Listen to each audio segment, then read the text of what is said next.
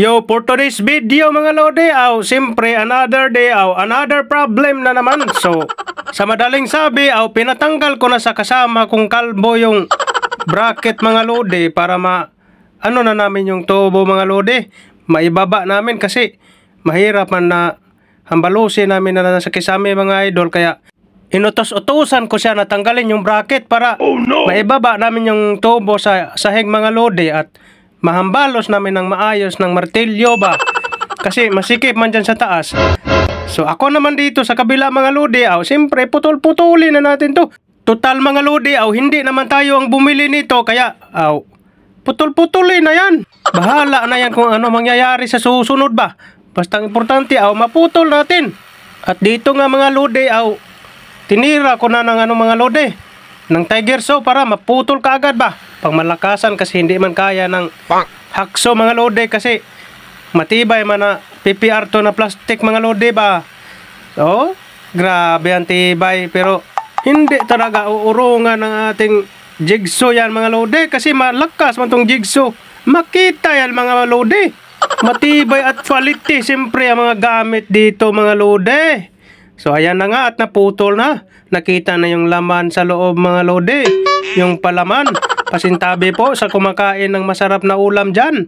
Ito po ng ating video ay medyo apike yung kahimtang sa ating video ngayon mga lodi. Kaya pasintabi po dyan sa mga kumakain. At dito nga ay pumaplastar na talaga ako ng maayos ba para makasundot ako ng maayos ba. Inayos ko yung paa ko baka mahulog ako sa hagdan ba. Madulas man yung hagdan. At dito ay kumuha na nga ako ng screwdriver para masundot ko na ba. Kita nyo yung lamang loob mga lodi Antibay. Grabe yung skilling sa loob ng tubo na to mga lodi. Ang kapal parang bato grabe. Tuklap. Ang daming laman mga lodi. Grabe. Pitmalo. At dito nga mga lodi ay kinamay-kamay ko mga lodi. Total hindi naman to mapapanis ba. Hindi naman to pagkain. Dahil panis na talaga to ba. Sa sobrang dami ng laman sa loob mga lodi ay nahirapan akong magtanggal ba. Piningir-pingir ko na ng maayos mga lodi pero nagsiksikan pa rin talaga yung skill sa loob. Kaya naman pala ayaw mag-flash yung mga kubita doon sa taas dahil ito talaga yung kahimtang niya ba. Sobrang naapike na talaga at sobrang hindi ko na talaga maintindihan yung nangyayari dito. Nilagyan ko na ng chemicals pero wala pa rin. At dito nga sinundot ko na ng medyo mahaba-haba para maabot talaga yung kanyang kapangyarihan sa loob ng tubo ba. Pero nahirapan man talaga ako Diyan naman ay kinamay-kamay ko na naman. Fast forward na nga tayo mga lodi para hindi kayo mainip. At dito nga mga lodi, tuloy-tuloy tayo sa pagtanggal ng dumi sa loob ng tubo mga lodi. Sundot lang ng sundot hanggang sa matapos ba. Grabe talaga mga lodi Ang dami mga lodi. Ayun na, lumabas na yung pumugsit-pugsit na yung laman ng loob mga lodi Tumaloy-daloy na yung kapangyarihan niya mga lodi ba. Kayo nang bahala kumintindi kung ano yan mga lodi basta hindi ko na lang sasabihin ba. At ako na may palo naman ng palo dyan sa tubo mga lodi dahil mayroon pa rin mga dumi at dyan ay piningger-finger ko mga lodi Sus Mario Joseph Santa Maria Bulacan talaga mga lodi at ako nahihirapan talaga ng husto ba. Kita mga lodi ang dami mga bumarang tissue mga lodi Sobrang dami man kasing gumamit ng tissue itong aming pasahero ba. Parang may-ari ng tissue paper ba. At ako na may malikot-likot kasi.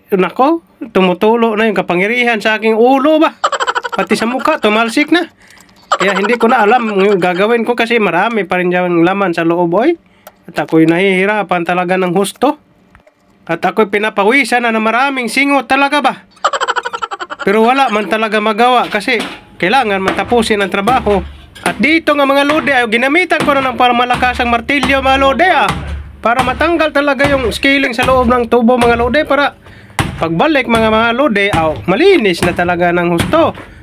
Biruin mo kahaba yan mga lodi, mga 3 meters yung haba ng tubo at tapos maraming skill sa loob lalo na yung mga elbow mga lodi, punong-puno ng skill.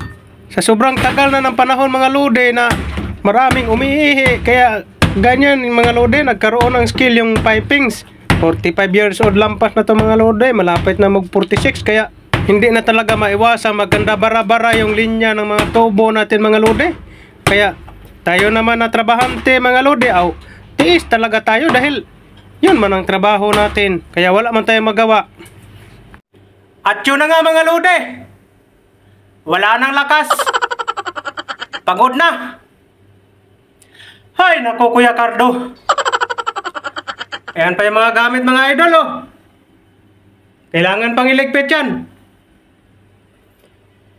Ay, salamat at natapos din. Simula pa kaninang alas 8. Natapos din siya alas 12:30 ng hapon. Yung pagtitiis namin. Sana hindi na magkabara-bara ulit yung mga ibang linya. Para makapagpahinga naman. Kanina pa akong pinapawisan mga lode. Nakadalawang palit na ako ng damit. Pero wala talaga tayong magawa dahil tawag ng trabaho. Siyempre, medyo may lakas pa tayo ngayon dahil bagong sahod pa. So yun na nga mga lode. Thank you for watching. Babu!